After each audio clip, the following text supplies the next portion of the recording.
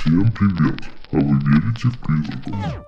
А если я вам скажу, что то, что недоступно человеческому глазу, может быть доступно искусственному интеллекту, и этот искусственный интеллект, который всех удивил, был разработан и внедрен в свои автомобили компанией Илона Маска, машины Tesla. Он может определять не только транспорт дорожного движения, но также и разнообразные объекты, и даже пешеходов. Все это было сделано для предотвращения дорожных происшествий. Одним словом, очень умный помощник при вождении. Так вот, один из водителей, проезжая мимо кладбища, заметил странное поведение датчиков. Машина начала определять людей на пустом кладбище. И вот это самое видео.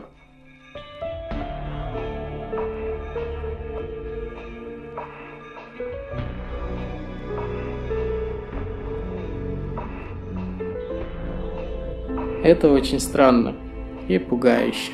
Всем спасибо за просмотр, ставим лайки, подписываемся на канал и всем пока.